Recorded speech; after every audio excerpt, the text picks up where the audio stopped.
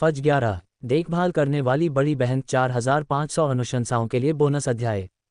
सभी आलुओं की कटाई के बाद गाओ जियुदिंग ने आंगन वाले घर पर आखिरी बार नजर डाली, फिर अनिच्छा से अंतरिक्ष यान को नियंत्रित करते हुए वहां से निकल गया। आंगन वाले घर में अभी भी बहुत सारा घरेलू सामान पड़ा था और गाओ जियुदिंग उन सबको हटाना चाहता था, लेकिन ऐसा करना कंजूसी भरा होता। वैसे भी ये वो चीजें थीं जिनका इस्तेमाल दूसरे लोग कर चुके थे और अब उसे इतना कंजूस होने की जरूरत नहीं थी। अदीस अबाबा लौटने पर गाओ जियुदिंग ने कुछ दैनिक आवश्यक वस्तुएं खरीदने की योजना बनाई, क्योंकि वह लंबे समय तक बिना काम चलाए नहीं रह सकता था, खासकर उस अंधेरे शून्य में। ये खालीपन स्वाभाविक रूप से अकेलापन लाता है और यदि रहने की स्थिति बहुत खराब है तो गाओ जियुदिंग को घर की और भी अधिक याद आएगी। हलचल भरी सड़क पर चलते हुए गाओ जियुदिंग थोड़ा अचंभित महसूस कर रहा था। ऐसा लग रहा था जैसे वह लंबे समय से ऐसे माहौल में नहीं आया था। मनुष्य सामाजिक प्राणी हैं। अगर आप सारा दिन एक अंधेरे कमरे में बैठे रहेंगे तो निश्चित रूप से आपका मानसिक स्वास्थ्य बिगड़ जाएगा। इसलिए लोगों के संपर्क में रहना और सामाजिक मेलजोल बनाए रखना बेहतर है, जो आपके शारीरिक और मानसिक स्वास्थ्य के लिए अच्छा है। गाओ जियुदिंग ने तुरंत अपना मूड ठीक कर लिया। अपने आसपास की कसाई की दुकानों और रेस्तरां को देखकर गाओ जियुदिंग को जीवंतता का एहसास हुआ। असल में उसका सामाजिक दायरा बहुत सीमित था। वह हर दिन या तो अस्पताल में होता था या अपने छात्रावास में। ये पहली बार था जब वह इथियोपिया की सड़कों पर अकेला चल रहा था। भुने हुए आलू खाने के बाद गाओ जियुदिंग को भूख नहीं लग रही थी, लेकिन फिर भी वह तमाशा देखने के मूड में था, खासकर उन विदेशियों को जो ज्यादा उत्सुक थे। गाओ जियुदिंग को उन्हें खुद को बेवकूफ़ बनाते देखना बहुत अच्छा लगता था।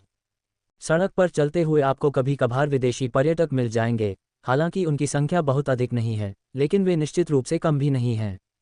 इथियोपिया अफ्रीका का सबसे सुरक्षित और राजनीतिक रूप से स्थिर देश है, जिसकी अर्थव्यवस्था मजबूत है और अफ्रीका की सबसे तेजी से बढ़ती अर्थव्यवस्थाओं में से एक है। ये वैश्विक निवेश के अगले चरण के लिए एक आकर्षक निवेश गंतव्य भी है। ये निश्चित है कि ऐसे स्थानों पर विदेशियों की संख्या बढ़ेगी, खासकर चीनियों की, जिनकी संख्या हाल के वर्षों में तेजी से बढ़ी है। जिस स्थान पर अब गाओ जियुदिंग स्थित है वह अदीस अबाबा का सबसे बड़ा बाजार है, जो अफ्रीका का सबसे बड़ा थोक बाजार भी है। इस बाजार में कई दुकानें चीनी लोगों द्वारा चलाई जाती हैं। उदाहरण के लिए, गाओ जियुदिंग के सामने स्थित डिपार्टमेंट स्टोर बड़ा नहीं है, लेकिन यह विभिन्न प्रकार के सामानों से भरा हुआ है। ये घड़ी पूरी तरह से यांत्रिक कंपन से चलने वाली। ठीक है, मुझे 3 दे दो, गाओ जियुदिंग ने अपने हाथ में एक यांत्रिक घड़ी से खेलते हुए कहा। ब्रह्मांड में समय का निर्धारण करना एक समस्या है, इसलिए हमें अभी भी कुछ यांत्रिक घड़ियों की आवश्यकता है। वे निश्चित रूप से मोबाइल फ़ोन से अधिक विश्वसनीय हैं। अपने फ़ोन के बारे में सोचते हुए गाओ जियुदिंग ने कुछ पावर बैंक निकाले। उनके फ़ोन की बैटरी काफ़ी समय पहले ही खत्म हो चुकी थी। अगर वह स्वर्गीय दाव नेटवर्क पर समय न देख पाते तो वे ब्रह्मांड के शून्य में समय का पता भी नहीं लगा पाते। मुझे इन बर्तनों का पूरा सेट दे दो, stove, range hood, kitchen cabinet आदि सहित सभी उपकरण, मुझे ये सब चाहिए। बाहर गाड़ियां खड़ी हैं, बस इन्हें अंदर रख दो। रसोई के बर्तनों का एक सेट खरीदने में 10,000 युआन से अधिक खर्च हुए। ये वाहन जाहिर तौर पर फॉक्स की कल्पना की उपज था। फॉक्स के पास न केवल अदृश्यता प्रणालियां थीं, बल्कि भ्रम पैदा करने वाली प्रणालियां भी थीं, जिससे ऑफ रोड वाहन का भ्रम पैदा करना आसान हो जाता था। सामानों को सीधे स्पेस फोल्डिंग वेयरहाउस में भर दिया गया, जबकि गाओ जियुदिंग खरीदारी जारी रखे हुए थी। यहाँ चीनी व्यापारी अभी भी अल्पसंख्यक हैं, अधिकांश व्यापारी अश्वेत हैं। हालांकि गाओ जियुदिंग, जो स्थानीय भाषा नहीं बोलती थी, बिल्कुल भी चिंतित नहीं थी, क्योंकि बाजार में मौजूद सभी स्थानीय लोग बहुत कुशल थे और धाराप्रवाह चीनी बोलते थे। बेशक, अगर आप अंग्रेजी बोलते हैं तो वे आपसे धाराप्रवाह संवाद कर सकते हैं। हालांकि गाओ जियुदिंग 4 साल तक यहाँ रहा, फिर भी वह स्थानीय भाषा नहीं सीख पाया। इसका कारण निश्चित रूप से उसकी आलस्य या मूर्खता नहीं थी, बल्कि यह था कि स्थानीय लोग बहुत बुद्धिमान थे। इसलिए हमेशा यह मत कहो कि अश्वेत लोग बेकार हैं। वे बस अलग अलग वातावरण में रहते हैं और उन्हें अच्छी शिक्षा नहीं मिली है। अगर आप सच में सोचें तो उनकी बुद्धि अन्य नस्लों से किसी भी तरह कम नहीं है। उदाहरण के लिए, इस बाजार के स्थानीय लोग आमतौर पर चीनी और अंग्रेजी दोनों भाषाएं बोलते हैं, लेकिन कितने चीनी लोग 2 विदेशी भाषाएं बोलते हैं। अगर वे अच्छी अंग्रेजी बोल सकते हैं तो ये भी काफ़ी है। इधर उधर देखने के बाद मैंने बहुत सारी चीज़ें खरीदी और उन सभी को फॉक्स के गोदाम में भर दिया। फॉक्स का गोदाम गाओ जियुदिंग के लिए पहले से ही बहुत छोटा था, इसलिए अगर वह भविष्य में फॉक्स में यात्रा पर भी जाता तो गाओ जियुदिंग ने इस फोल्डिंग गोदाम का उपयोग क्षुद्रग्रहों को काटने के लिए करने की योजना नहीं बनाई थी। चूंकि उन्हें काम के लिए इसका इस्तेमाल करने की ज़रूरत नहीं थी, इसलिए गाओ जियुदिंग ने फोल्डिंग वेयरहाउस को एक मोबाइल होम में बदल दिया। इसलिए इसके बाद के समय में गाओ जियुदिंग ने बड़ी संख्या में घरेलू सामान खरीदे। गाओ जियोदिंग ने बिस्तर, सोफे, कॉफ़ी टेबल, डाइनिंग टेबल, कालीन और अन्य रोजमर्रा की वस्तुओं सहित सभी चीज़ों का एक सेट खरीदा। अगर हम घरेलू उपकरण खरीद रहे हैं तो हमें थर्मल पावर जनरेटर सेट की भी आवश्यकता होगी। रेफ्रिजरेटर, कलर टीवी और कंप्यूटर जैसी चीज़ें खरीदने के बाद गाओ जियोदिंग को पता चला कि वहाँ कोई जनरेटर नहीं था। अफ्रीका में जनरेटर सेट खरीदना आसान नहीं है, हालांकि छोटे डीजल जनरेटर आसानी से मिल जाते हैं। आखिरकार इथियोपिया में पानी और बिजली की कटौती सबसे आम घटनाएं हैं, इसलिए ज़्यादातर ऐसे परिवार जो थोड़े बहुत संपन्न हैं वे छोटे डीजल जनरेटर खरीद लेंगे। गाओ जियोदिंग के लिए डीजल जनरेटर बहुत शोरगुल वाले थे और इसके अलावा दादाओ होंगलू भट्टी पर्याप्त गर्मी प्रदान कर सकती थी, इसलिए उनका सबसे अच्छा विकल्प निश्चित रूप से एक स्टीम टरबाइन था। ग्रेट दाओ फनेस चुपचाप पानी गर्म कर सकता है और गर्म भाप से स्टीम टरबाइन चलती है। जब तक टरबाइन घूमती रहती है बिजली उत्पन्न होती रहती है। यह एक बहुत ही सरल सिद्धांत है। हालांकि इथियोपिया में लगभग कोई उद्योग नहीं है, इसलिए स्टीम टरबाइन खरीदना आसान नहीं है। गाओ जियोदिंग ने अपना फ़ोन निकाला और उसे पावर बैंक में लगा दिया। उसने सोचा कि वह पता लगाएगा कि क्या इसे यहाँ खरीदा जा सकता है। अगर नहीं तो वह इसे खरीदने के लिए पास के विकसित देशों में जाने में भी संकोच नहीं करेगा। जैसे ही गाओ जियोदिंग ने अपना फ़ोन चालू किया उसे लगातार टेक्स्ट मैसेज नोटिफिकेशन की आवाज़ें सुनाई देने लगीं। गाओ जियोदिंग क्या कर रहा है? तुम कुछ क्यों नहीं बोल रहे? क्या तुम व्यस्त हो? आज शनिवार है, तुम किसी के साथ पार्टी करने तो नहीं गए थे? रविवार की रात है, वे अभी तक वापस नहीं आए होंगे, है ना? गाओ जियोदिंग, इस संदेश का जवाब दो। अगर तुमने जवाब नहीं दिया तो मैं पुलिस को बुला लूंगा। आप कहाँ गए थे? मेरे साथियों ने कहा कि आपने अपना मिशन समय से पहले पूरा कर लिया। आप छुट्टी पर तो नहीं गए थे? गाओ जियोदिंग, मैंने पुलिस को फ़ोन कर दिया है। सोंग यू की ओर से संदेशों की एक श्रृंखला आई। इसे देखकर गाओ जियोदिंग को हंसी भी आई और झुंझलाहट भी हुई। आधे महीने से अधिक समय से अपने परिवार से संपर्क न कर पाने और किसी के भी उसके ठिकाने के बारे में पूछताछ न करने के कारण गाओ जियोदिंग को सोंग यू के टेक्स्ट संदेश को लेकर और भी अधिक दुविधा महसूस हुई। जंगल में कभी अकेले मत जाओ, नहीं रेगिस्तान में अकेले। अकेले ट्रैकिंग करना बिल्कुल भी संभव नहीं है। इस तरह की ऑनलाइन जानकारी धोखाधड़ी है। इसके झांसे में मत आओ, ये बहुत खतरनाक है। संदेशों को पढ़ते हुए गाओ जियोदिंग को समझ नहीं आ रहा था कि क्या कहे। मिली जानकारी के आधार पर सोंग यू को उसकी स्थिति के बारे में पता होना चाहिए, लेकिन वह फिर भी चिंतित है, जिससे गाओ जियोदिंग थोड़ा बेचैन महसूस कर रहा है। मैं बचपन से सोंग यूए के साथ पली बड़ी हूँ, इसलिए मैं उसे बहुत अच्छी तरह जानती हूँ। वह बहुत ही खूबसूरत बड़ी बहन है। हालांकि किशोरावस्था के दौरान गाओ जियोदिंग के मन में इस खूबसूरत और बुद्धिमान बड़ी बहन के लिए कुछ भावनाएं थीं, लेकिन जैसे जैसे वह बड़ा होता गया वह अधिक विनम्र होता गया, क्योंकि उन दोनों के बीच का अंतर बहुत अधिक था। क्योंकि उसने अपनी बड़ी बहन को 4 साल से नहीं देखा है और वे केवल कभी कभार ऑनलाइन चैट करते हैं, इसलिए वह उसकी इतनी परवाह करती है। ये सोचकर गाओ जियोदिंग ने कड़वी मुस्कान दी। हालांकि उन दोनों की उम्र में 8 साल का अंतर था, लेकिन उन्हें सचमुच बचपन के प्रेमी प्रेमिका कहा जा सकता था। जब गाओ जियोदिंग 1 साल का हुआ और चलना सीख गया, तब से लेकर विश्वविद्यालय से स्नातक होने तक वह सोंग यू के साथ साथ घूमता रहा। वे 20 साल तक साथ रहे। एक साथ अधिक समय बिताने से स्वाभाविक रूप से भावनाएं विकसित होंगी, लेकिन रोमांटिक प्रेम विकसित होने की संभावना कम है। सबसे संभावित परिणाम पारिवारिक स्नेह है। सोंग यू बचपन से ही बच्चों के बीच एक नेता थी, जो बच्चों के एक समूह को खेलने के लिए नेतृत्व करती थी। बेशक ये भी कहा जा सकता है कि वह बड़ों को बच्चों की देखभाल में मदद करती थी, इसलिए गाओ जियोदिंग अक्सर कल्पना ही कर रही होती थी। हालांकि आज सोंग यू ने गाओ जियोदिंग को बिल्कुल अलग एहसास दिलाया।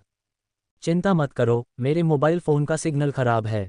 कुछ देर सोचने के बाद गाओ जियोदिंग ने एक टेक्स्ट मैसेज भेजा। गाओ जियोदिंग भविष्य में अक्सर यात्राएं करेगा, इसलिए कई बार मोबाइल सिग्नल खराब रहेगा। ये बात सोंग यू को भी तसल्ली देगी। तुम कहाँ चले गए थे? अब जाकर मेरे संदेशों का जवाब क्यों दे रहे हो? सोंग यू का टेक्स्ट मैसेज तुरंत आ गया।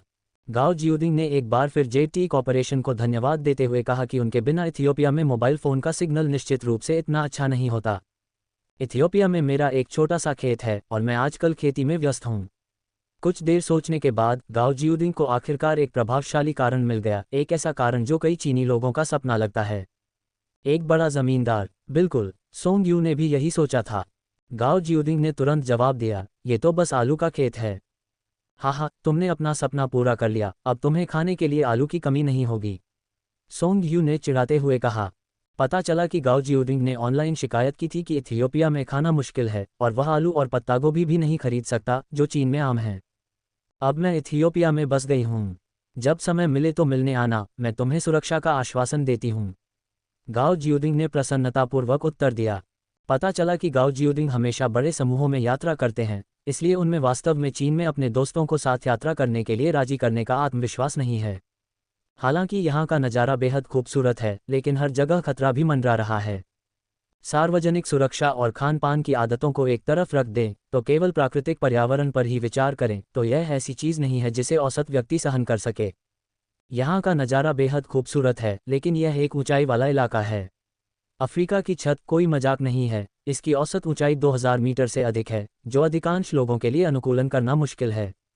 इसके अलावा यहाँ का विविध वातावरण, जिसमें गर्म, आर्द्र और अत्यधिक गर्म जलवायु, यहाँ तक कि उष्णकटिबंधीय वर्षावन जलवायु भी शामिल है, विषाणुओं और कीटों के प्रजनन के लिए अनुकूल वातावरण प्रदान करता है। विशेष रूप से मच्छर और मक्खियाँ लगभग हर जगह पाई जाती हैं। परिणामस्वरूप ये दोनों एक दूसरे के पूरक होते हैं, जिससे बीमारियों का प्रसार आसान हो जाता है। बेशक पैसे से इन सभी समस्याओं को दूर किया जा सकता है, लेकिन क्या मूल गाओ जियोडिंग के पास पैसा था?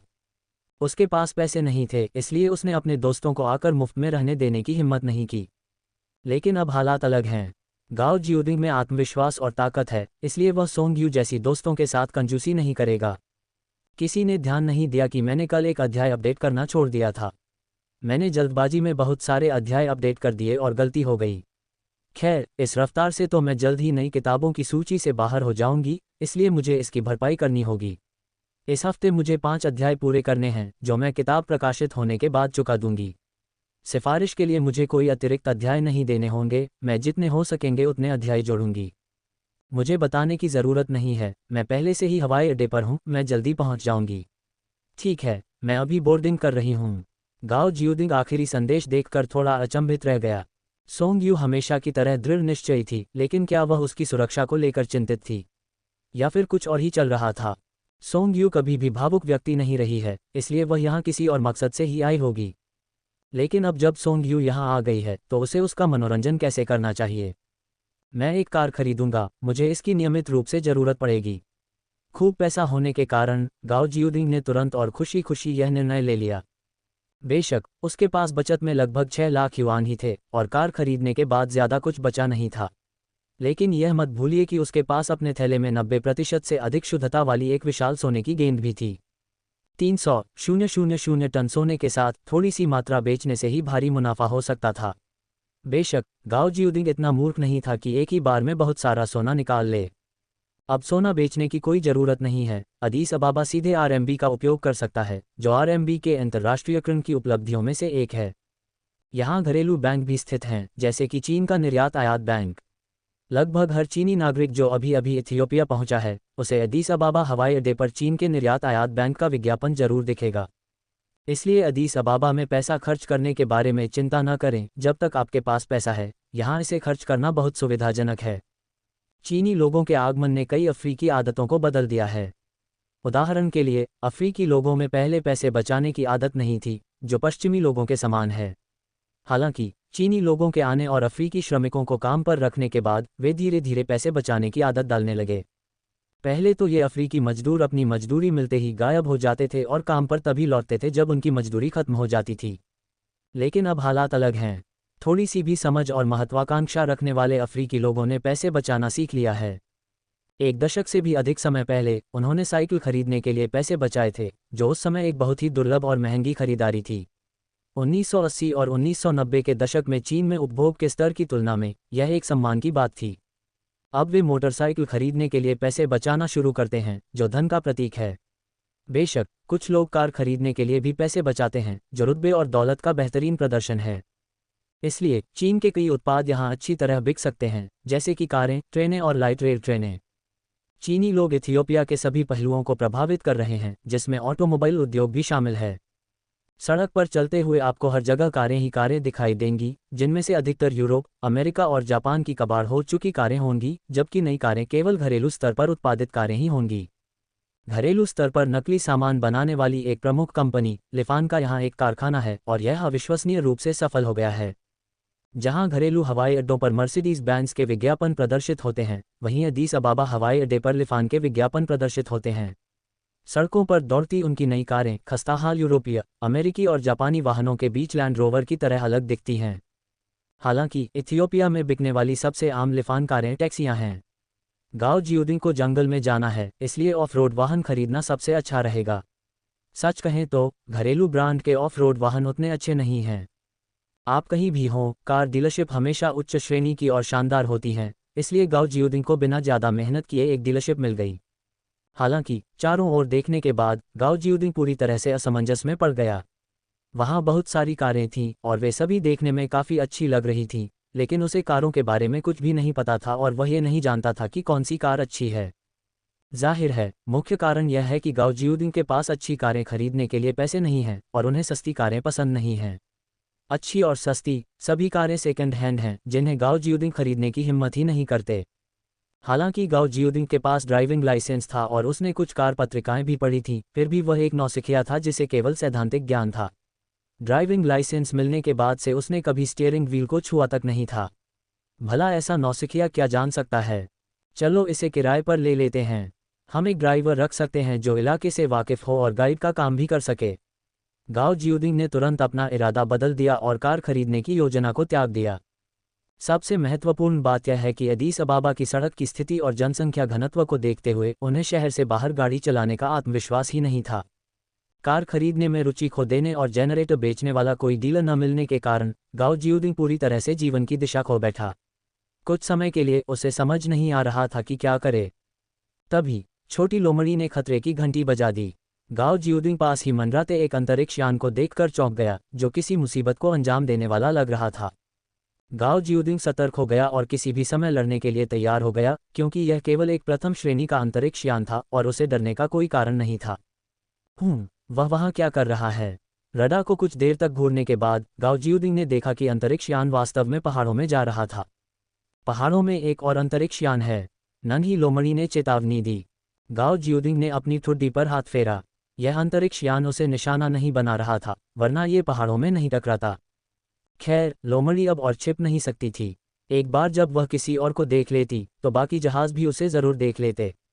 इसलिए गाओ जियोडिंग ने कुछ भी छिपाने की कोशिश नहीं की और सीधे जहाज का नियंत्रण अपने हाथ में लेकर दूसरे जहाज का पीछा करते हुए पहाड़ों में घुस गया। पर्वतीय क्षेत्र में प्रवेश करते ही गाओ जियोडिंग ने पाया कि यह आश्चर्यजनक रूप से जीवंत था। अदीस अबाबा के आसपास का क्षेत्र मैदानी था, लेकिन थोड़ी दूरी तय करने के बाद वे पूर्वी अफ्रीकी पठार में प्रवेश कर गए। यह न समझें कि ऊंचे पठार पर आबादी कम है। इथियोपिया के ऊंचे पठार पर कई जनजातियां निवास करती हैं, अन्यथा देश के 98 मिलियन लोग कहाँ रहते? ध्यान से देखो, पहाड़ों के भीतर काफी लोग हैं। शायद ये देखकर कि गाओ जियोडिंग को मुख्य बात समझ नहीं आई थी, छोटी लोमड़ी फिर से बोली, मैंने उन्हें देखा और वे बड़े अजीब इंसान थे। पूर्वी अफ्रीकी पठार की भौगोलिक बनावट बहुत ही अनूठी है, जिससे ज़मीन पर लोगों को आसानी से देखा जा सकता है। इसी तरह कुछ अजीब लोगों ने गाओ जियोडिंग का ध्यान खींचा। ये जगह न तो पर्यटन स्थल जैसी दिखती है और न ही शिकारगाह जैसी। क्या ये लोग यहाँ खजाने की तलाश में आए हैं? अंतरिक्ष यान की ऊंचाई कम करते हुए गाओ जियोडिंग ने आत्मा पहचानने वाले रडार को सक्रिय कर दिया। जब तक अंतरिक्ष यान की ऊंचाई 100 मीटर से अधिक नहीं होती, आत्मा पहचानने वाला तंत्र काम करता रहेगा। हालांकि ये तारों भरा आकाश नहीं है, इसलिए आध्यात्मिक वस्तुओं को खोजना बहुत मुश्किल होगा। वे लोग भी तुम्हारी ही तरह के हैं। थोड़ी देर बाद छोटी लोमड़ी फिर बोली, सच में? चीनी या चीनी लोग? गाओ जियोडिंग ने उस जगह की ओर देखा जहां छोटी लोमड़ी ने इशारा किया था और वास्तव में वहां एशियाई मूल के कई लोग पाए गए। चीनी लोगों में अंतर होता है। सभी चीनी लोग चीनी ही होते हैं, लेकिन जरूरी नहीं कि सभी चीनी लोग चीनी ही हों। विदेश में रहने वाली गाओ जियोडिंग इस बात को बखूबी समझती हैं। इसलिए जब आप विदेश में चीनी लोगों से मिलें और उनकी पहचान न जानते हों, तो आपको बहुत ज़्यादा उत्साहित नहीं होना चाहिए, अन्यथा आपको उनकी उदासीनता का सामना करना पड़ सकता है। इन लोगों का कोई खास मकसद तो नहीं लगता।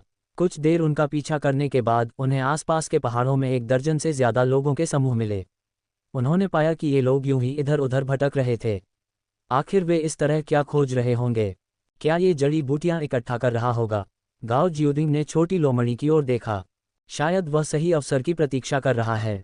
नन्ही लोमड़ी ने गाओ जियोडिंग की इच्छा पूरी की और उसके प्रश्न का उत्तर दिया। गाओ जियोडिंग उस छोटी लोमड़ी के रवैये से बहुत संतुष्ट थी, भले ही उसका जवाब थोड़ा असामान्य था। कई घंटों तक पीछा करने के बाद गाओ जियोडिंग थक चुका था। हालांकि अब जब वह पहाड़ों पर आ गया था तो वह अब यहाँ से जाना नहीं चाहता था। गाओ जियोदिंग गहरे पहाड़ों में उड़कर गया और 2 घंटे तक वहां भटकने के बाद उसे एक भूमिगत गुफा मिली। आसपास का इलाका पहाड़ों और पानी से घिरा हुआ था और इस गुफा के साथ यह एक आधार के रूप में बहुत उपयुक्त था। गुफा काफी बड़ी थी और गाओ जियोदिंग ने इसका जीर्णोद्धार करके इसे एक गुप्त अड्डे के रूप में इस्तेमाल करने की योजना बनाई थी। अपने खाली समय में वह इसमें कुछ जमीन पर आध्यात्मिक पौधे उगाएगा और अगर परिस्थितियां अनुकूल रहीं तो वह पहाड़ों में एक विला भी बना सकता था जो रहने के लिए उपयुक्त होगा। जाहिर सी बात है, अंतरिक्ष यान को गुफा में छिपाना पड़ा। अंतरिक्ष यान के खुले में आ जाने से गाओ जियोदिंग बेचैन महसूस करने लगा। उसे हमेशा यह आभास रहता था कि कोई विश्वासघाती लोग उसे नुकसान पहुंचाने की कोशिश कर रहे हैं। ये भूमिगत गुफा काफी बड़ी है, लेकिन इसका प्रवेश द्वार छोटा है और अंदर का रास्ता बहुत ऊबड़-खाबड़ है। इसके अलावा प्रवेश द्वार घनी वनस्पति से ढका हुआ है, इसलिए आम लोगों के लिए इसे ढूंढना मुश्किल है। ऐसी जगह स्वाभाविक रूप से गाओ जियोदिंग के लिए बहुत उपयुक्त है। आसपास की वनस्पति को नुकसान पहुंचाए बिना गाओ जियोदिंग ने कुशलतापूर्वक अंतरिक्ष यान को गुफा में प्रवेश कराया।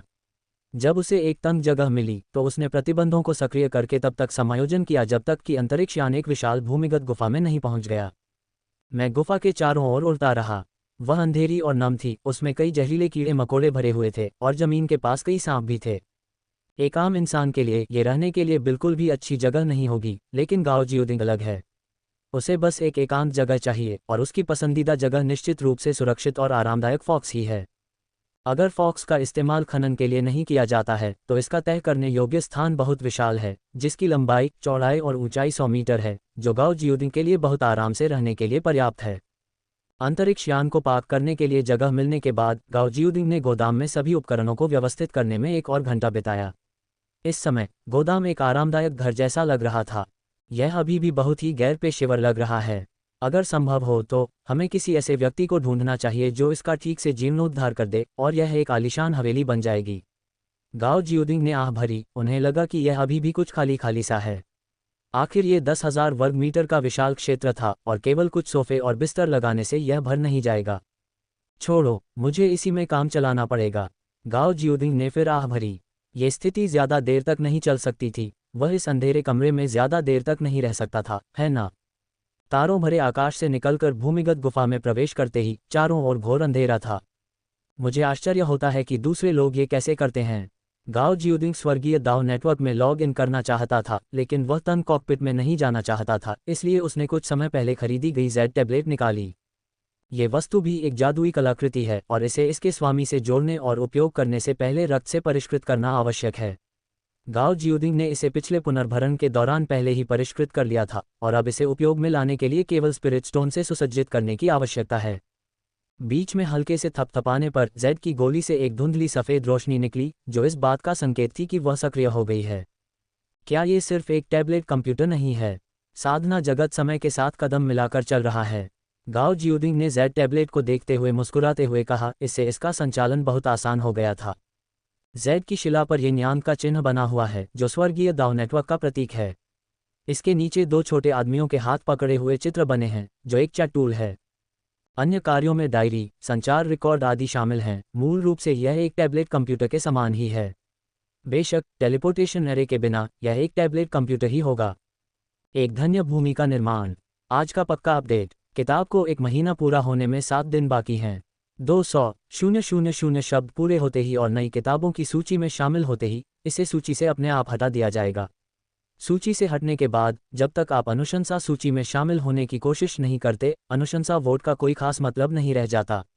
इसलिए इस हफ्ते मुझे 5 अध्याय पक्के तौर पर देने हैं। अनुशंसा वोटों के आधार पर मैं और अध्याय जोड़ता रहूंगा। मैं इसे 2 बार दोहरा रहा हूं क्योंकि यह ज़रूरी है।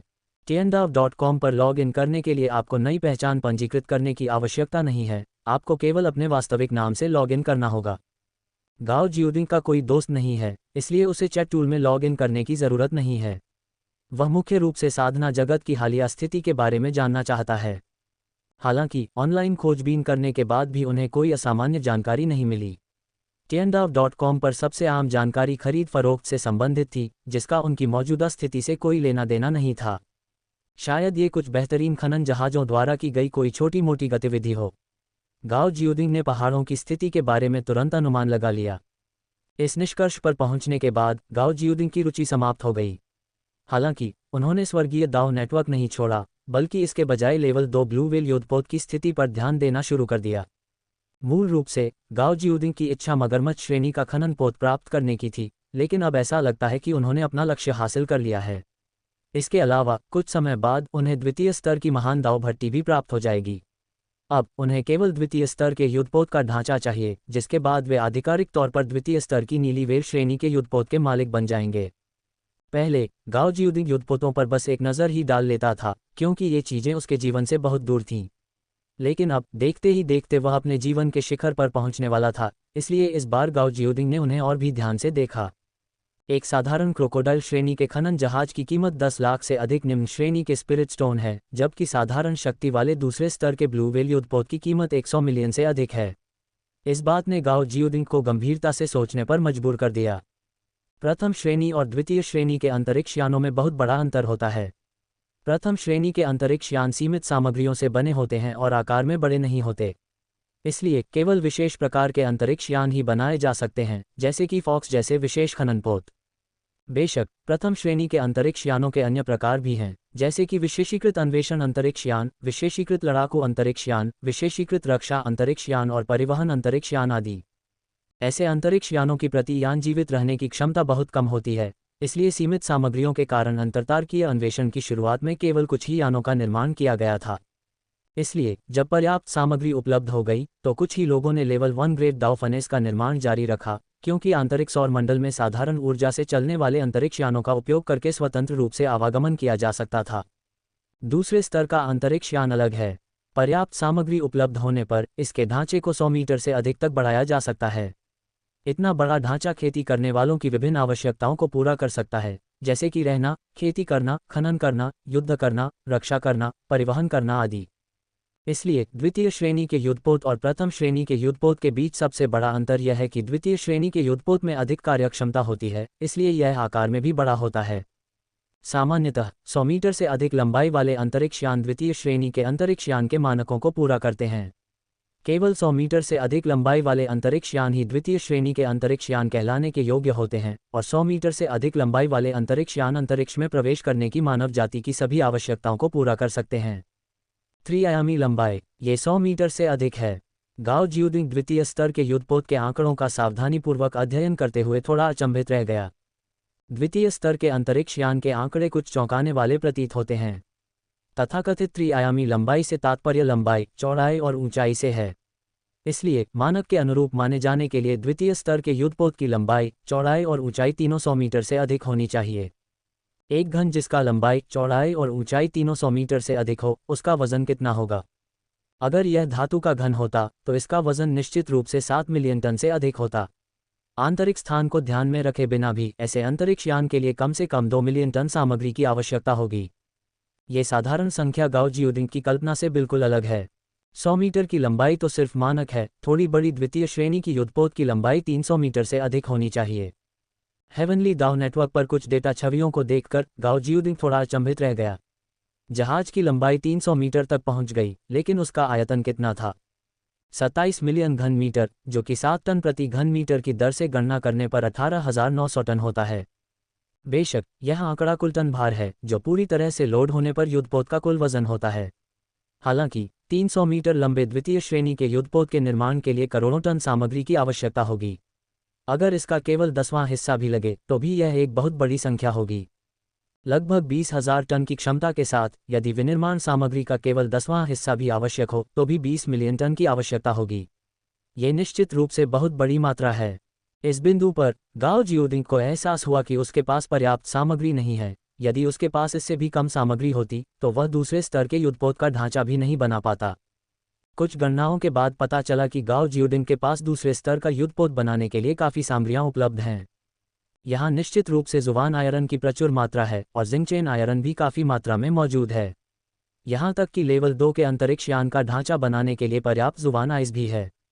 बेशक अगर कोई निर्माण के लिए कांस्य का उपयोग करने को तैयार है, चाहे वह लाल तांबा हो या पवनचक्की से तराशा हुआ तांबा, तो गाओ जियोडिंग के पास मौजूद सामग्री द्वितीय श्रेणी के युद्धपोत के निर्माण के लिए पर्याप्त से अधिक है। हालांकि गहन जांच करने पर पता चला कि गाओ जियोडिंग अंतरिक्ष यान बनाने के लिए केवल जुवान आयरन और गोल्ड क्रिस्टल का ही उपयोग कर सकता था।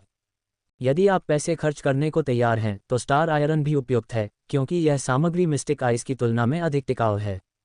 बेशक, अगर गाओ ज्यूडिंग एक हिम प्रकार का साधक है तो वह अंतरिक्ष यान बनाने के लिए निश्चित रूप से जुवानबिंग रहस्यमयी बर्फ का उपयोग करेगा। ये देखने में भले ही साधारण लगे, लेकिन दूसरे स्तर का अंतरिक्ष यान बनाने के लिए पर्याप्त है। हालांकि गाओ ज्यूडिंग एक पृथ्वी तत्व साधक था और उसके पास पर्याप्त पृथ्वी तत्व सामग्री नहीं थी। इसके अलावा भले ही पर्याप्त चुंबकीय मिट्टी या अन्य प्रकार की मिट्टी मौजूद हो, गाओ ज्यूडिंग का इरादा अंतरिक्ष यान बनाने के लिए पृथ्वी गुण वाली सामग्रियों का उपयोग करने का नहीं है, जब तक कि वे जुबान ग्रेड या उससे उच्च श्रेणी की कीमती सामग्रियां न हों। हालांकि अच्छी गुणवत्ता वाली मिट्टी से बनी सामग्री का उपयोग आमतौर पर आध्यात्मिक पौधों को उगाने के लिए किया जाता है, और बहुत कम लोग अंतरिक्ष यान के बाहरी आवरण को बनाने के लिए बड़ी मात्रा में मिट्टी से बनी आध्यात्मिक सामग्री का उपयोग करेंगे। इसलिए अगर वह बहुत ज़्यादा ध्यान आकर्षित नहीं करना चाहता था तो गाओ ज्यूडिंग अंतरिक्ष यान के बाहरी आवरण के निर्माण के लिए केवल स्टार आयरन, गोल्ड क्रिस्टल या ब्लैक आयरन का ही उपयोग कर सकता था। तभी गाओ ज्यूडिंग को एहसास हुआ कि हेवनली दाव नेटवर्क पर बिकने वाले साधारण स्तर 2 के अंतरिक्ष यान वास्तव में महंगे नहीं थे। इसके बारे में सोचते ही गाओ ज्यूडिंग आश्चर्य से हौंफने लगा, क्योंकि केवल 100 मीटर लंबे अंतरिक्ष यान के लिए 10 लाख टन से अधिक सामग्री की आवश्यकता होगी। दरअसल बात यहीं खत्म नहीं होती। एक ऐसा साधक जो दूसरे स्तर का युद्धपोत बनाने में सक्षम हो, वह सिर्फ एक मानक दूसरे स्तर का युद्धपोत नहीं बनाएगा, वह आमतौर पर उसका टन भार बढ़ाकर करोड़ों टन तक कर देगा। करोड़ों टन की क्षमता वाले 2 चरणों वाले अंतरिक्ष यान का आकार अक्सर 300 मीटर से अधिक होता है। 300 मीटर लंबे अंतरिक्ष यान के ढांचे के लिए 20 मिलियन टन सामग्री की आवश्यकता होती है। अगर इसे सिर्फ काले लोहे से भी बनाया जाए तो भी इसके लिए 60 मिलियन स्पिरिट स्टोन के बराबर काले लोहे की जरूरत होगी। और ये तो सिर्फ सामग्री की लागत है, इसमें प्रसंस्करण शुल्क भी शामिल है। खेती बाड़ी की दुनिया में युद्धपोत सांसारिक दुनिया की कार फैक्ट्रियों की तरह नहीं होते, क्योंकि यहाँ उत्पादन लाइनें नहीं होती। नक्काशी जैसी चीज़ें भी हाथ से बनानी पड़ती हैं, इसलिए श्रम लागत बहुत अधिक होती है। अगर आप इस बारे में सोचेंगे तो आपको समझ आ जाएगा। एक साधारण स्पेस शटल की भी आंतरिक संरचना बहुत जटिल होती है, अंतरिक्ष यान की तो बात ही अलग है। इसलिए हेवनली दाव नेटवर्क पर 100 मीटर लंबाई वाले एक मानक स्तर 2 अंतरिक्ष यान की कीमत 100 मिलियन निम्न श्रेणी के स्पिरिट स्टोन है, और यह केवल बाहरी आवरण के लिए है। बेशक, अगर आपके पास हुनर है तो आप इसे खुद बना सकते हैं, क्योंकि tiandav.com पर हर तरह की सामग्री मिल जाती है। लेकिन क्या आपको इसे बनाने का तरीका पता है? अंतरिक्ष यान बनाने की बात तो छोड़ ही दीजिए, अगर आपको कार बनाने के लिए भी पर्याप्त सामग्री दे दी जाए तो क्या आप उसे अच्छे से बना पाएंगे? इसलिए गाओ ज्यूडिंग का अपना खुद का अंतरिक्ष यान बनाने का बिल्कुल भी इरादा नहीं था। वह बस पर्याप्त सामग्री इकट्ठा करना चाहता था और किसी ऐसे व्यक्ति को ढूंढना चाहता था जो उन्हें संसाधित कर सके। फिर भी यह इतना आसान नहीं है, क्योंकि कुछ चीज़ें वास्तव में अनमोल और अनुपलब्ध होती हैं। दूसरे स्तर के युद्धपोत का निर्माण एक तरह से सरल है, इसमें एक बाहरी कवच और एक विशाल दाव भट्टी होती है। केवल इन 2 चीज़ों से ही एक अंतरिक्ष यान उड़ान भर सकता है। हालांकि इससे केवल अंतरिक्ष यान को उड़ने की क्षमता मिलती है। अंतरिक्ष यान को पूरी तरह से नियंत्रित करने और विभिन्न कार्यों को पूरा करने के लिए एक शिप स्पिरिट या एक सुपरकंप्यूटर की भी आवश्यकता होती है। आगे आने वाले प्रोजेक्ट्स में radar, space folding warehouse, star chart, हथियार प्रणालियां और भी बहुत कुछ शामिल हैं। केवल इन्हीं उपकरणों के साथ ही किसी युद्धपोत को युद्धपोत माना जा सकता है, और अंतरिक्ष में लंबे समय तक रहने के लिए अन्य सहायक सुविधाओं की भी आवश्यकता होती है। उदाहरण के लिए परमाणु रिएक्टर, खाद्य प्रसंस्करण संयंत्र, गलाने की भट्टियां और कपड़ा मिलें, ये सभी रसद संबंधी सहायता सुविधाएं हैं। अन्य सुविधाओं में धर्मग्रंथों का भंडार, खजाने की तिजोरी, हथियार बनाने का मंडप, रसायन शास्त्र का मंडप, प्रशिक्षण कक्ष, मनोरंजन कक्ष, अध्ययन कक्ष, हैंगर, शस्त्रागार, रसोई घर, शीत भंडारण, शयन कक्ष, स्नानघर और अन्य व्यक्तिगत साधना और अवकाश सुविधाएं शामिल हैं। बेशक, यदि परिस्थितियां अनुमति दे तो अंतरिक्ष यान पर आध्यात्मिक क्षेत्र, चारागाह, तालाब, फलों के बाग, चाय के बागान, शहतूत के बागान, कीट कक्ष और पार्क जैसे क्षेत्र बनाना भी सबसे अच्छा होगा। ये कहा जा सकता है कि यदि आपके पास आध्यात्मिक पत्थर और संसाधन हैं तो अपने अंतरिक्ष यान को एक चलता फिरता स्वर्ग बनाना सबसे अच्छा होगा। इस तरह यदि आप तारों भरे आकाश में खो भी जाते हैं तो भी आप हजारों वर्षों तक आराम से जीवन व्यतीत कर सकते हैं। क्या यह इमारत एक अंतरिक्ष यान है या एक पवित्र भूमि? इसे पढ़ने के बाद गाओ ज्यूडिंग केवल व्यंग्यात्मक मुस्कान ही दे सका। गाओ ज्यूडिंग किसी और चीज़ के बारे में सोचना ही नहीं चाहता था। फिलहाल उसका मुख्य काम एक अंतरिक्ष यान का ढांचा तैयार करना था। बेशक उसकी निजी गुफा तो एक दीर्घकालिक योजना थी। बेशक उसके पास अंतरिक्ष यान के बाहरी आवरण के लिए आवश्यक सामग्री तो है, लेकिन यान की आत्मा को प्राप्त करना अधिक कठिन है। यान की आत्मा ही अंतरिक्ष यान की नियंत्रण प्रणाली है। यदि अंतरिक्ष यान को संचालित करने में सहायता के लिए कोई सुपरकंप्यूटर नहीं है, तो पर्याप्त शक्तिशाली यान की आत्मा का होना अनिवार्य है। इसी क्षण गाओ जियोडिंग को एहसास हुआ कि फॉक्स खाते को 5 गुना कीमत पर बेच पाना उनके लिए काफ़ी भाग्यशाली रहा। देखा जाए तो भले ही मगरमच्छ श्रेणी के खनन जहाज की युद्ध क्षमता सबसे कम हो, फिर भी उसकी युद्ध क्षमता नींव स्थापना स्तर के शिखर पर है। केवल नींव स्थापना स्तर का दानव आत्मा ही अपनी पूरी शक्ति का प्रदर्शन कर सकता है। गोल्डन कोर चरण की युद्ध शक्ति वाला एक स्तर 2 अंतरिक्ष यान अपनी पूरी युद्ध शक्ति को उजागर करने के लिए फाउंडेशन एस्टेब्लिशमेंट चरण के दानव आत्माओं का उपयोग नहीं कर सकता है, लेकिन गोल्डन कोर चरण के दानव आत्माओं का उपयोग करना मुश्किल होगा। आज की दुनिया में राक्षसों की तो बात ही छोड़िए, बहुत कम मनुष्य स्वर्णिम मूल अवस्था तक साधना कर सकते हैं। स्वर्णिम मूल अवस्था तक पहुंचने वाली राक्षसी आत्माओं की तो बात ही छोड़िए। इसलिए गोल्डन कोर चरण के दानव आत्माएं अत्यंत दुर्लभ हैं। ग्रेट दाव फनेस की तरह वे अनमोल हैं और उन्हें प्राप्त करना मुश्किल है। मैंने कभी सोचा भी नहीं था कि दूसरे स्तर का अंतरिक्ष यान बनाना इतना मुश्किल होगा। बहुत सारी जानकारी खंगालने के बाद भी गाओ जियोडिंग को ये पता नहीं चल पाया कि उसे गोल्डन कोर स्तर का दानव आत्मा कहाँ से मिलेगा, जिससे वह थोड़ा निराश हो गया। सौरमंडल के बाहर कई गोल्डन कोर स्तर के दानव सेनापति हैं, लेकिन उन चीज़ों को पूरी तरह से वश में करना इतना आसान नहीं है। जहाज की आत्माओं का काम मानवता की सेवा करना है, लेकिन दानव सेनापति जब भी मनुष्यों को देखते हैं उन्हें खा जाना चाहते हैं। भला ऐसे में वे एक साथ कैसे आनंद ले सकते हैं? इसमें कोई आश्चर्य की बात नहीं कि इतने सारे लोग अंतरिक्ष में जानवरों को धूप सेंक रहे हैं। वे राक्षस पैदा करने की कोशिश कर रहे हैं। निर्वात में पौधों और जानवरों को धूप सेंकने वाले उन लोगों के बारे में सोचते हुए गाओ जियोडिंग को अब समझ में आया कि ऐसा क्यों। तीव्र धाराओं का सामना करना 5500 अनुशंसाओं के लिए बोनस अध्याय। मिंग राजवंश के अंत के बाद लगभग 400 वर्षों तक चले धर्म अंतयुग के परिणामस्वरूप स्वर्ग और पृथ्वी की आध्यात्मिक ऊर्जा लगातार कमजोर होती गई, जिससे ताओवादी प्रथाओं का अंधकार में होना शुरू हो गया। उस युग में कई साधकों की जीवन अवधि समाप्त होने पर मृत्यु हो गई, जबकि कुछ साधकों ने जीवित रहने के लिए उन 400 वर्षों के दौरान राक्षसी जानवरों सहित सभी प्रकार की आध्यात्मिक वस्तुओं को हताशापूर्वक इकट्ठा किया। इसलिए जो साधक 300 वर्षों तक जीवित रह सकते थे और अंतरतारकीय युग तक पहुंच सकते थे, उनके हाथ राक्षसी जानवरों के खून से सने हुए थे, और ऐसा करने का परिणाम राक्षसी जानवरों का विलुप्त होना था। बेशक कुछ राक्षस अभी भी किसी दूरदराज के कोने में छिपे हुए हैं, किसी तरह जिंदा हैं, लेकिन सैकड़ों वर्षों की लूटपाट के बाद अब उनमें से बहुत कम ही बचे हैं, और गाओ जियोडिंग को भरोसा नहीं है कि वह उनमें से एक को भी ढूंढ पाएगा। इसके अलावा अगर उसे वह मिल भी जाता तो उसके पास उसका शिकार करने की क्षमता नहीं होती। आखिरकार मगरमच्छ श्रेणी का खनन जहाज केवल नींव स्थापना चरण के चरम पर था और वह स्वर्ण कोर स्तर के दानव को मार भी नहीं सकता था। उसकी दानव आत्मा को निकालना तो दूर की बात है, खरीदना तो नामुमकिन है। लगता है अदला बदली ही एकमात्र विकल्प है। गाओ जियोडिंग ने अपने हाथ में मौजूद वस्तुओं पर विचार किया। सोने के क्रिस्टल आम सामग्रियों से कहीं अधिक मूल्यवान थे, लेकिन वे विशेष रूप से दुर्लभ नहीं थे। अगर इससे भी काम नहीं बना तो उसे इन्हें स्टार आयरन या विंडमिल कॉपर के बदले में बदलना होगा। गोल्डन कोर चरण में दानव आत्माओं की तुलना में केवल पवनचक्की से पीसा गया तांबा ही समान मूल्य का है। यहाँ तक कि तलवार की गोलियां बनाने में इस्तेमाल होने वाला तारा लोहा भी निम्न स्तर का है। लेकिन क्या पवनचक्की से तराशा हुआ तांबा ऐसी चीज़ है जिसे यूं ही आसानी से निकाला जा सकता है? इसलिए गाओ जियोडिंग चाहे जो भी योजना बनाए, उसे यह अच्छा विचार नहीं लगा। इस अंतहीन पीड़ादायक दुविधा के बीच गाओ जियोडिंग नर्म बिस्तर पर लेटे लेटे सो गई। सोना तो अपरिहार्य था। गाओ जियोडिंग अगली सुबह बहुत जल्दी उठ गई। बिस्तर पर लेटे हुए गाओ जियोडिंग पहले से कहीं बेहतर महसूस कर रहे थे। कहा जा सकता है कि खनन जहाज मिलने के बाद से पिछली रात उन्हें पहली बार इतनी अच्छी नींद आई थी। यह आसान नहीं था। गाओ जियोडिंग ने अंगड़ाई ली और बिस्तर पर बैठ गया। अगर वह अपने कपड़े उतारकर चैन की नींद सो सके तो सब ठीक हो जाएगा। कपड़े उतारे बिना सोने से स्वाभाविक रूप से नींद की गुणवत्ता खराब होगी, लेकिन माइनिंग करने या इंटरनेट सर्फिंग करने की तुलना में अच्छी नींद ले पाना पहले से ही काफ़ी अच्छी बात है। इस समय गाओ जियोडिंग थोड़ा परेशान था। वह शायद सबसे दुखी साधक था। ऐसा लगता था कि जब से उसे अमर बनने का अवसर मिला और उसने साधना शुरू की, तब से उसका जीवन बहुत अस्थिर रहा है। अंतरिक्ष यान का दरवाजा खोलकर अंधेरी गुफा में झांकते हुए गाओ जियोडिंग की कड़वी मुस्कान और गहरी हो गई। हमेशा ही कुछ न कुछ धोखेबाज लोग मुझे नुकसान पहुंचाने की कोशिश करते रहते हैं।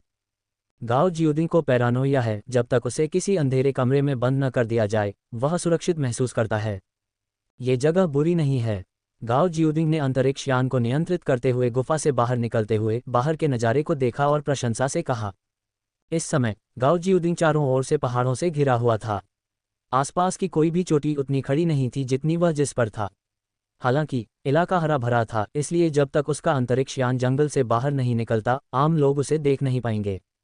बेशक यह इथियोपिया के घने पहाड़ों, ऊंचे ऊंचे जंगलों में स्थित है, और आसपास की चोटियों के कारण यह ऐसी जगह नहीं है जहां कोई भी आसानी से पहुंच सके।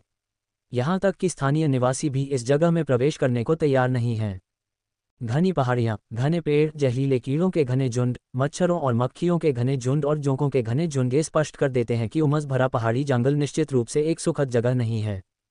हालांकि परिस्थितियां जितनी कठिन होंगी, जनसंख्या उतनी ही कम होगी। एक साधक के रूप में गाओ जियुदिंग को अपनी गुफा में रहने के लिए एक एकांत स्थान चुनना चाहिए। कितनी अफसोस की बात है कि यहाँ कोई बड़ा समतल क्षेत्र नहीं है। आसपास के सभी आकारों के पहाड़ों को देखकर गाओ जियुदिंग थोड़ा निराश हुआ। समतल जमीन के बिना घर कैसे बनाया जा सकता है? वह हर दिन एक अंधेरी गुफा में नहीं रहना चाहता। अब इसके बारे में और सोचना नहीं चाहता, अभ्यास करने का समय आ गया है। उसने अंतरिक्ष यान को नियंत्रित किया और पर्वत शिखर के पूर्व की ओर उड़ गया। वहां धूप खिली हुई थी और वसंत ऋतु पूरी तरह से खिल चुकी थी, जो इसे खेती के लिए एक आदर्श स्थान बनाती थी। दुर्भाग्य से यहाँ कोई समतल जमीन नहीं थी, इसलिए अंतरिक्ष यान उतर नहीं सका। तो चलिए एक समतल जगह साफ करते हैं। आसपास का जायजा लेने के बाद पूर्व दिशा में एक छोटी पहाड़ी चोटी गाओ जियुदिंग की नज़र में आई। हालांकि पर्वत की चोटियां पेड़ों से ढकी हुई हैं, लेकिन आधार पूरी तरह से ग्रेनाइट से बना है। यदि ऐसी पर्वत चोटी को समतल कर दिया जाए तो यह एक आदर्श प्रशिक्षण मैदान बन सकता है। फायरी गोल्डन ब्लेड प्रतिबंध को सक्रिय करते हुए गाओ जियुदिंग ने घाटी से पर्वत शिखर को 2 भागों में काट दिया। आग का जाल सक्रिय हो गया, जिसने पूरी पहाड़ी की चोटी को घेर लिया और अपना स्थान बदलकर दूसरी तरफ की घाटी को भी आग से भर दिया। इससे एक बड़ा समतल क्षेत्र बन गया, लेकिन उसका आधा हिस्सा चिकना ग्रेनाइट प्लाजा था, जबकि दूसरा आधा हिस्सा अव्यवस्थित था। अंतरिक्ष यान उतरा और गाओ जियुदिंग बाहर निकली, चौक में खड़ी होकर पूर्व दिशा की ओर देखने लगी। सूरज पहले ही निकल चुका था, इसलिए सूर्योदय देखना संभव नहीं था। हालांकि पहाड़ों में बादलों का विशाल सागर अब भी बेहद शानदार था। कुछ देर तक नज़ारे की प्रशंसा करने के बाद गाओ जियुदिंग पालथी मारकर बैठ गया और दिन भर की अपनी साधना शुरू कर दी। जैसे ही आध्यात्मिक ऊर्जा का संचार हुआ, गाओ जियुदिंग ने स्पष्ट रूप से महसूस किया कि आध्यात्मिक ऊर्जा को परिष्कृत करने की गति में काफ़ी वृद्धि हुई है। इससे गाओ जियुदिंग खुश तो हुआ, लेकिन थोड़ा हैरान भी हुआ। ऐसा लग रहा था कि हाल ही में साधना करना आसान हो गया है। हालांकि उन्हें जल्द ही इसका कारण समझ आ गया। इसे टूटने और फिर से बनने की प्रक्रिया समझना चाहिए। उन्होंने कल अपनी पूरी ताकत से लड़ाई लड़ी थी और ऐसा लग रहा था कि उनके शरीर की सारी आध्यात्मिक ऊर्जा सक्रिय हो गई थी। इस समय गाओ जियुदिंग ने अपनी अभ्यास की जा रही साधना तकनीक की गहरी समझ भी प्राप्त कर ली। हालांकि 9 कालड्रॉन्स डिवाइन स्किल और 9 कालड्रॉन्स प्रोफाउंड स्किल में केवल एक अक्षर का अंतर है, लेकिन उनमें दर्ज तकनीकें काफ़ी अलग हैं। साधना के विभिन्न मार्गों के लिए अलग अलग विधियों की आवश्यकता होती है। गाओ जियुदिंग को उस लड़के पर भरोसा नहीं था जिसने उसे 9 कड़ाही की गहन कला का सौदा किया था, इसलिए उसने 9 कड़ाही की दिव्य कला के अनुसार साधना की। हालांकि साधना प्रक्रिया के दौरान वह 9 कड़ाही की गहन कला की विधियों से भी सीख सकता था। 9 कालड्रॉन्स डिवाइन स्किल में दी गई साधना मार्गदर्शिका बहुत व्यापक है। चरणबद्ध तरीके से साधना करने पर आप निश्चित रूप से अपनी नींव मजबूत कर पाएंगे। हालांकि ये तकनीक कोई असाधारण नहीं है। इसकी विशेषता यह है कि यह स्थिर है और चरणबद्ध तरीके से आगे बढ़ती है। 9 कड़ाही गहन तकनीक में दर्ज विषय वस्तु अलग है। ये परम लक्ष्य और अभूतपूर्व सफलता की ओर अग्रसर है। 9 कड़ाही की रहस्यमयी कला शरीर और आंतरिक ऊर्जा के बीच संबंध को स्पष्ट रूप से समझाती है। शरीर जितना मजबूत होता है, उसे उतना ही अधिक प्रशिक्षण मिलता है और उतनी ही अधिक आंतरिक ऊर्जा वह संचित करता है। इसे और स्पष्ट रूप से कहें तो बाल्टी जितनी बड़ी होगी, उसमें उतना ही अधिक पानी समा सकेगा। 9 कालड्रॉन्स डिवाइन स्किल की आवश्यकता पानी को लगातार भरना है, जबकि 9 कालड्रॉन्स प्रोफाउंड स्किल की आवश्यकता धारा के विपरीत आगे बढ़ना है। खेती का एक तरीका बाल्टी में पानी भरने जितना सरल है, जबकि दूसरे तरीके में बाल्टी को इस तरह से संशोधित करना पड़ता है कि उसमें अधिक से अधिक पानी समा सके। यही अंतर है। गाओ जियुदिंग ने कल अपनी पूरी ताकत से लड़ाई लड़ी, जिससे उनके शरीर की अच्छी कसरत हुई, इसलिए इसका लाभ आज तुरंत स्पष्ट रूप से दिखाई दे रहा है। साधना की गति तेज हो रही है और जो सार मूल रूप से नाड़ियों में सुप्त अवस्था में था, वह तेजी से आध्यात्मिक ऊर्जा में परिवर्तित हो रहा है। इस समय गाओ जियुदिंग की नसों में आध्यात्मिक ऊर्जा मोतियों की तरह लगातार लुढ़क रही थी। जैसे जैसे लुढ़कने की गति बढ़ती गई, नसों में मोतियों की संख्या भी बढ़ती गई। ची शोधन का पहला स्तर आधारभूत संरचना है। प्रारंभिक अवस्था में नाड़ियों को खोलना सुई में धागा पिरोने जैसा है, जिससे स्थिर मार्ग खुलते हैं, आध्यात्मिक ऊर्जा का शोधन होता है और शरीर में वास्तविक ऊर्जा मोतियों की माला में पिरोई जाती है। जब मोती गोल और चिकने हो जाते हैं और प्रवाह ज्वार की तरह होता है, तब ची शोधन का पहला स्तर पूरा हो जाता है। इस समय तक गाओ ज्यूडिंग केवल मोतियों को पिरोने के स्तर तक ही पहुंची थी, जिसे इस क्षेत्र में अभी अभी प्रवेश करना माना जा सकता है। 2 चक्रों तक ऊर्जा का संचार करने के बाद गाओ ज्यूडिंग ने महसूस किया कि अपने शरीर के भीतर आध्यात्मिक ऊर्जा को अवशोषित करना अभी भी बहुत धीमा है, इसलिए उन्होंने अभ्यास करना बंद कर दिया। गाओ ज्यूडिंग को साधना के इस तरीके में कुछ गड़बड़ लग रही थी। चून की लकड़ी के घड़े में बदलाव की जरूरत थी, तो अंदर पानी पूरा न होने पर उसमें बदलाव कैसे हो सकता था। 9 कालड्रॉन्स मिस्टिक आर्ट का उद्देश्य अभूतपूर्व उपलब्धियां हासिल करना है, तो ये उपलब्धियां कैसे प्राप्त होती हैं? शरीर एक बाल्टी की तरह है। शरीर की सीमाओं को पार करने के लिए स्वाभाविक रूप से बाल्टी को तब तक पानी से भरना पड़ता है जब तक कि वह फूल न जाए। अभी यह संचय की प्रक्रिया है, लेकिन हम इसे थोड़ा तेज कर सकते हैं। गाओ ज्यूडिंग ने कुछ देर सोचा और फिर मुख्य बिंदु पर पहुंचे। गाओ ज्यूडिंग ने अपनी संग्रहण अंगूठी से सरनी प्लेटों का एक सेट निकाला। यह एक लघु आत्मा सृजन सरनी थी, जो पर्याप्त मात्रा में पृथ्वी आत्मा पत्थरों से भरी हुई थी। गाओ ज्यूडिंग ने इसे सीधे अपने नितंबों के नीचे रख लिया। स्पिरिट गैदरिंग एरे को सक्रिय करते ही उसके शरीर में प्रचुर आध्यात्मिक ऊर्जा का प्रवाह हुआ, जिससे गाओ ज्यूडिंग की साधना की गति में उल्लेखनीय वृद्धि हुई। संपूर्ण चक्र के माध्यम से सच्ची ची ऊर्जा का संचार करके, आंतरिक रूप से सार को परिष्कृत करके और बाहरी रूप से आध्यात्मिक ऊर्जा को अवशोषित करके साधना की गति लगभग दोगुनी हो गई। हालांकि इसके बावजूद अपनी वास्तविक ऊर्जा को मोतियों की माला की तरह सहज बनाना कोई ऐसी चीज नहीं है जिसे थोड़े समय में हासिल किया जा सके। शरीर की सभी नसों को भरना और दांतियान में सच्ची ऊर्जा को संतृप्त करना कोई आसान काम नहीं है। गाओ ज्यूडिंग ने 2 और पृथ्वी आत्मा पत्थर निकाले, उन्हें अपने हाथों में पकड़ा और दोनों हाथों के लाओगोंग एक्यूपॉइंट्स के माध्यम से अपनी आंतरिक ऊर्जा का संचार किया। लाओगोंग एक्यूपॉइंट्स में रखे गए पृथ्वी आत्मा पत्थरों से स्वाभाविक रूप से आध्यात्मिक ऊर्जा निकलती थी, जिसे गाओ ज्यूडिंग अवशोषित कर लेते थे। इस प्रकार उनके सिर के शीर्ष पर स्थित बाहुई एक्यूपॉइंट, उनके नितंबों के मध्य में स्थित हुई शी एक्यूपॉइंट और दोनों हाथों पर स्थित लाओगोंग एक्यूपॉइंट आध्यात्मिक ऊर्जा को अवशोषित कर रहे थे। अपनी नसों में सार को परिष्कृत करने के साथ साथ गाओ ज्यूडिंग की साधना की गति सीधे 3 गुना बढ़ गई। हालांकि कुछ समय तक साधना करने और 3 गुना अधिक आध्यात्मिक ऊर्जा की एकाग्रता वाली साधना अवस्था में ढल जाने के बाद गाओ ज्यूडिंग ने हार मानने से इनकार कर दिया।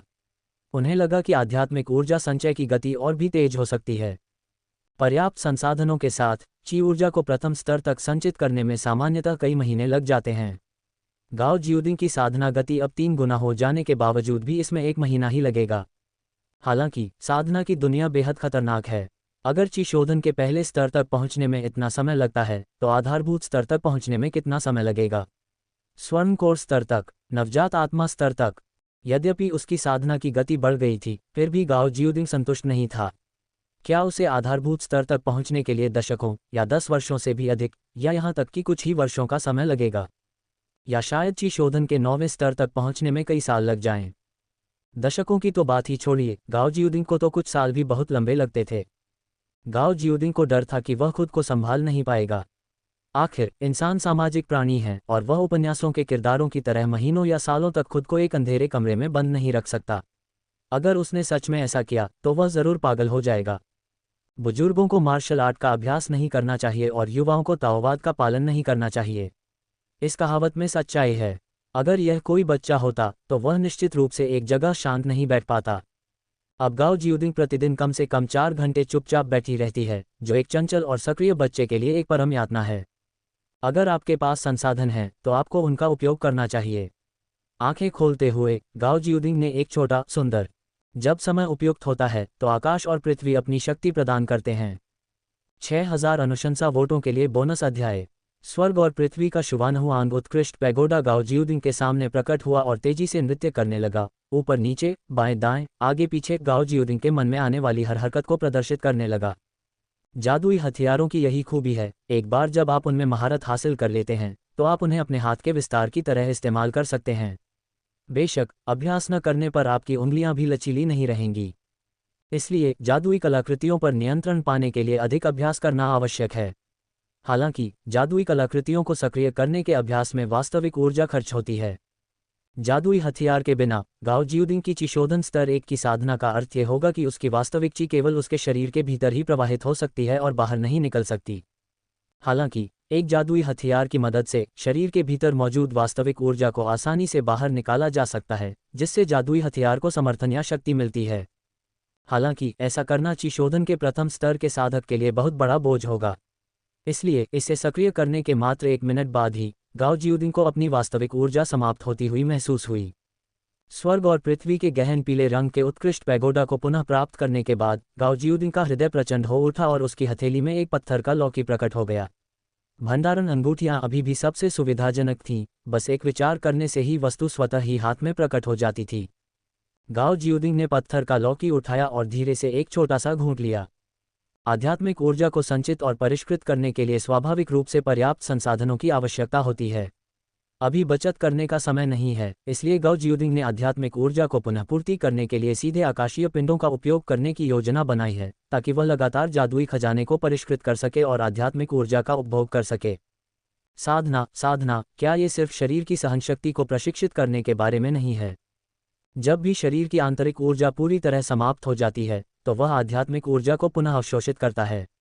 ऊर्जा को बार बार खाली करने और अवशोषित करने की यह प्रक्रिया स्वाभाविक रूप से नाड़ियों की दबाव सहन करने की क्षमता को काफी हद तक बढ़ाती है।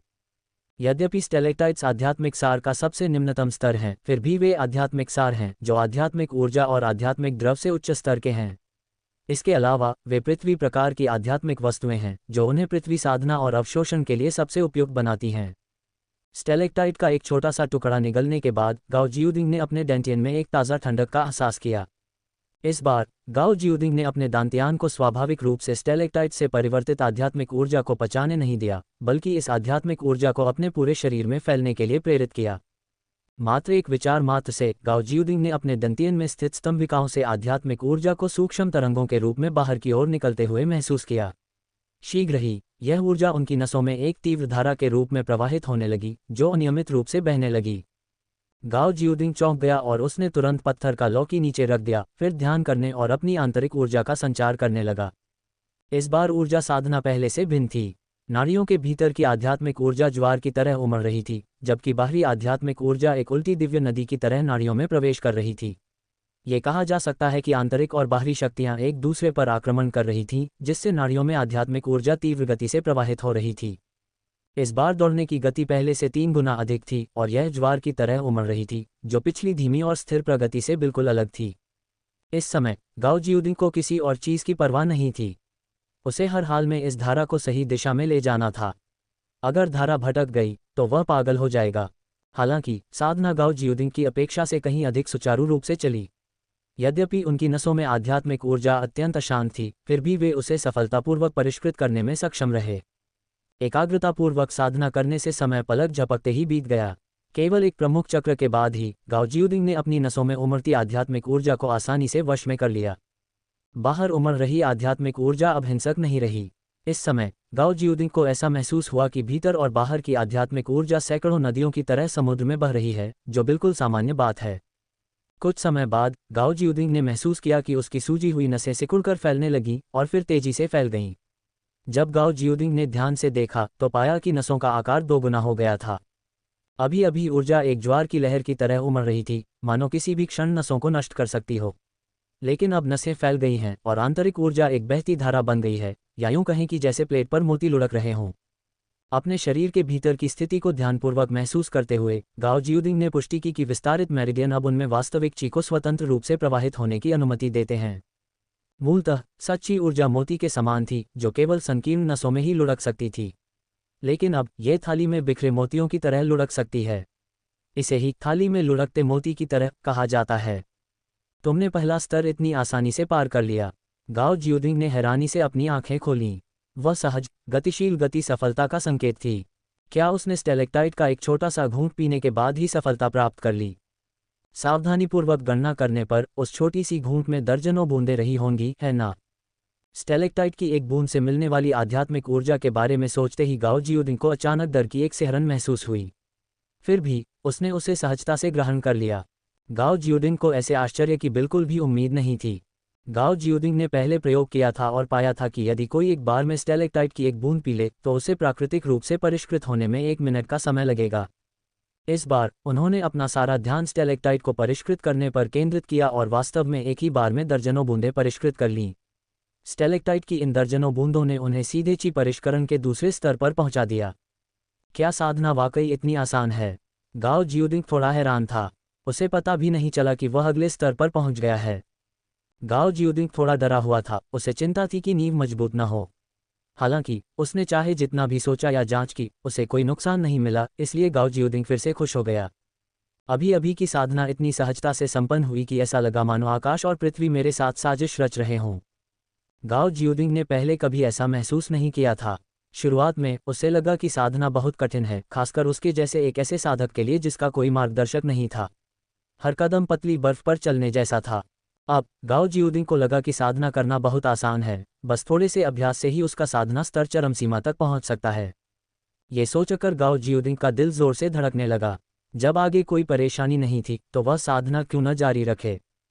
गाओ जियोडिंग अब ची शोधन स्तर 2 का साधक है। जब तक वह अपनी नसों को भरता रहेगा, उसके लिए ची शोधन स्तर 3 तक पहुंचना मुश्किल नहीं होगा। आखिरकार वह ची शोधन के शुरुआती चरण में ही है और अभी तक साधना की उस बाधा तक नहीं पहुंचा है। उन्होंने अपने विचार पर अमल किया, लेकिन बाहरी आध्यात्मिक ऊर्जा को आत्मसात करना बहुत धीमा था। गाओ जियोडिंग ने अपना अभ्यास रोक दिया और एक बार फिर स्टेलेक्टाइट का एक और निवाला निगल लिया, इस बार पहले से कहीं अधिक मात्रा में। निश्चित रूप से इस बार भीतर से निकलने वाली आध्यात्मिक ऊर्जा पिछली बार के विस्फोट से 3 गुना अधिक थी, और गाओ जियोडिंग ने एक बार फिर आध्यात्मिक ऊर्जा की उस प्रचंड, जबरदस्त लहर को महसूस किया। क्योंकि उनकी नाड़ियों का आकार 2 गुना हो गया है, इसलिए गाओ जियोडिंग इस बार आध्यात्मिक ऊर्जा में 3 गुना वृद्धि होने पर भी उसका सामना कर सकते हैं। इस समय गाओ जियोडिंग को स्पष्ट रूप से यह एहसास हुआ कि ऐसा करने से उसकी नाड़ियों की क्षमता में भी सूक्ष्म रूप से वृद्धि हो सकती है। यदि आप धीरे धीरे आध्यात्मिक ऊर्जा को अवशोषित और परिष्कृत करते हैं, तो आपकी नाड़ियां तनावग्रस्त नहीं होंगी और इसलिए मजबूत नहीं होंगी। अब गाओ जियोडिंग हर बार भीषण बाढ़ भेजता है और यह बाढ़ लगातार नाड़ियों को बहा ले जाती है।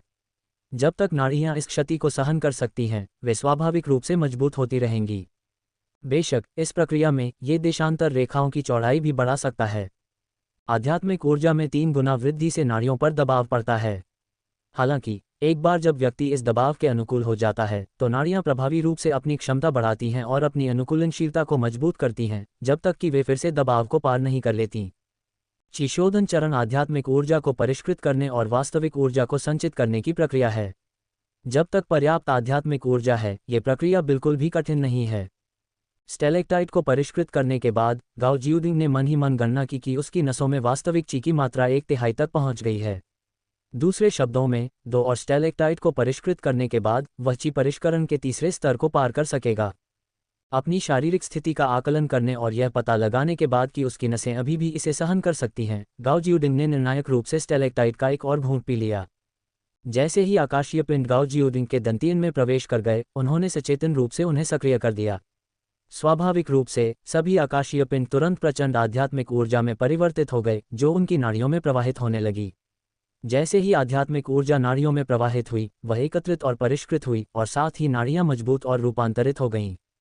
इस बार सभी स्टेलेक्टाइट्स को परिष्कृत करने के बाद गाओ जियोडिंग को अपनी नसों में थोड़ी सूजन और दर्द महसूस हुआ, लेकिन उसका रुकने का कोई इरादा नहीं था। साधना का अर्थ है बार बार सीमाओं को तोड़ना। उसकी नाड़ियां अभी अपनी चरम सीमा तक नहीं पहुंची हैं, इसलिए गाओ जियोडिंग ने दांत पीसकर आध्यात्मिक ऊर्जा का एक और बड़ा घूंट निगल लिया, जिससे वह और भी शक्तिशाली धारा में परिवर्तित हो गई जो उसकी नाड़ियों में प्रज्वलित हो उठी। निश्चित रूप से इस बार उसकी नसों में सूजन की अनुभूति और भी तीव्र थी, और परिणामस्वरूप उत्पन्न आध्यात्मिक ऊर्जा के प्रवाह को नियंत्रित करना और भी कठिन था। हालांकि गाओ जियोडिंग की नसें नष्ट नहीं हुई थीं, इसलिए यदि वह कुछ समय व्यतीत करे और दृढ़ संकल्प दिखाए, तो आध्यात्मिक ऊर्जा के इस प्रवाह को अभी भी परिष्कृत किया जा सकता है। इस बार गाओ जियोडिंग द्वारा स्टेलेक्टाइट को परिष्कृत करने की गति काफ़ी धीमी हो गई। जब ये पूरी तरह से परिष्कृत हो गया, तो गाओ जियोडिंग की नसें वास्तव में आकार में फिर से 2 गुनी हो गईं। मैं ची रिफाइनिंग के तीसरे स्तर पर पहुंच गया हूं। अगर मैं इसी तरह आगे बढ़ता रहा, तो क्या मैं ची रिफाइनिंग के मध्य चरण में पहुंच जाऊंगा? मैंने सुना है कि तीसरे और चौथे स्तर के बीच एक छोटी सी बाधा है। मुझे आश्चर्य है कि इसे पार करना कितना आसान होगा। गाओ जियोडिंग ने अपना मुंह फिर से खोला और स्वर्ग और पृथ्वी के गहन पीले रंग के उत्कृष्ट पैगोडा को थूक दिया, जो उसके सिर के ऊपर प्रकट हुआ। गाओ जियोडिंग ने अपनी आंतरिक ऊर्जा को पूरी तरह से सक्रिय किया और उसे स्वर्ग और पृथ्वी के गहन पीले रंग के उत्कृष्ट पैगोडा में प्रवाहित किया। जैसे जैसे अधिक से अधिक वास्तविक ऊर्जा प्रवाहित होती गई, स्वर्ग और पृथ्वी के गहन पीले रंग के उत्कृष्ट पैगोडा से एक हल्का पीला आभा मंडल निकला, जिसने तुरंत गाओ जियोडिंग के शरीर को घेर लिया और उसे पूरी तरह से ढक लिया। 1 सांस, 2 सांस, 3 सांस। 18 सांसों के बाद गाओ जियोडिंग की आध्यात्मिक ऊर्जा अंततः समाप्त हो गई। 18 सांसें 30 सेकंड से भी अधिक।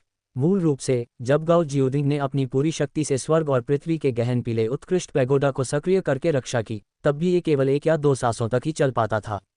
लेकिन अब ये वास्तव में 18 सांसों तक पहुंच गया था। 18 सांसें कई चीज़ों को बदलने के लिए पर्याप्त समय है। जैसे जैसे गाओ जियोडिंग की शक्ति बढ़ती है, स्वर्ग और पृथ्वी शुवानहुआंग उत्कृष्ट पैगोडा के भीतर उत्पन्न शुवानहुआंगची अधिक समय तक बनी रहेगी और उसकी रक्षात्मक क्षमताएं मजबूत होंगी। इस समय गाओ जियोडिंग केवल ची शोधन के तीसरे स्तर पर था। यदि उसका साधना स्तर इससे भी ऊंचा होता तो स्वर्ग और पृथ्वी का गहन पीला उत्कृष्ट पैगोडा कैसा दिखता। उसने स्वर्ग और पृथ्वी के गहन पीले रंग के उत्कृष्ट पैगोडा को सक्रिय किया और उसमें से कई गोलियों की बोतलें निकालीं। गाओ जियोडिंग ने क्यूई रिफाइनिंग स्टेज की साधना के लिए आवश्यक लगभग सभी गोलियां खरीद ली थीं, जिनमें कुछ ऐसी गोलियां भी शामिल थीं जो उसे बाधाओं को दूर करने में मदद कर सकती थीं। हालांकि गाओ जियोडिंग को लगा कि ची रिफाइनिंग के चौथे स्तर तक पहुंचना बहुत जल्दबाजी होगी, इसलिए उसने गोली को दूर रखने से पहले उस पर केवल एक नज़र डाली। गाओ जियोडिंग ने एक मेरिडियन पोषण गोली निकाली और उसे निगल लिया। उसने जबरदस्ती साधना करने से अपनी नसों को नुकसान पहुंचाया था, इसलिए उन्हें ठीक करना बेहतर था। शायद इस बार उनकी नसों को कुछ ज़्यादा ही नुकसान पहुंचा था। दवा लेने के बाद गाओ जियोडिंग अपनी नसों में आए बदलावों को साफ तौर पर महसूस कर सके। आंतरिक ऊर्जा का संचार करने के बाद जो जलन वाला दर्द हो रहा था, वह अब ठंडक के एहसास में बदल गया है। लगता है कि नरिशिंग मेरिडियन पिल वाकई असरदार है।